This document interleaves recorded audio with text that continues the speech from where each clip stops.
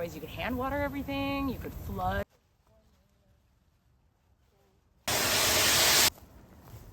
Calm. No running. If you grow squash, winter squash, summer squash, melons, cucumbers, or anything from the cucurbit family, chances are you've at times struggled with squash bugs. So at this point, when we have squash bugs, it's basically too late. All of these are the baby squash bugs. These are the babies of the other babies of the adults there that have all prospered this year. So this is a squash, a new squash for me. It's called Mexicana, and the squash bugs love it. But like I said, if you have a squash bugs infestation in your crops, at this point, it's probably too late. But there are a few things that I like to do on the farm to prevent squash bugs.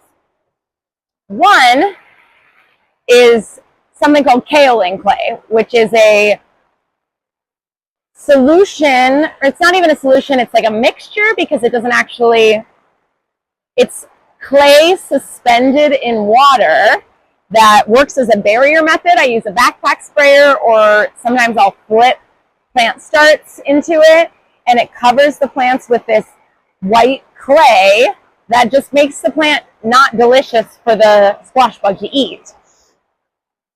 If you get to that early, then you can allow the plants to grow a little bit bigger before the infestation starts. Another thing I like to use is another barrier method, either floating row cover, or last year we got this incredibly fine insect netting that covers an entire field.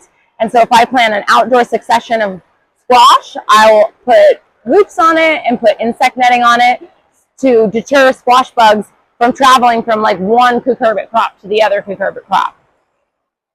And then this last thing is really fun. It's a new method that I saw on Instagram, and we tried it yesterday, was using a dirt devil to vacuum up squash bugs. And it was really fun. I wouldn't say it wouldn't work on a farm scale like this. I have a crew member who's growing 25 feet of pumpkins, and 25 feet of pumpkins is like,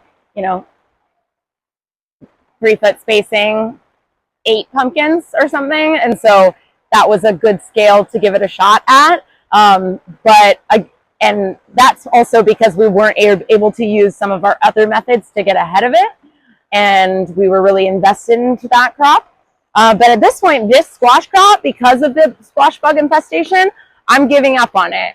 I'm going to leave a few for a trap crop so that they don't travel to my next succession of squash plants.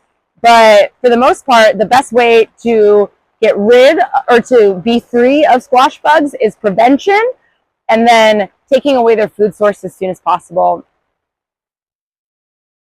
Squash bugs.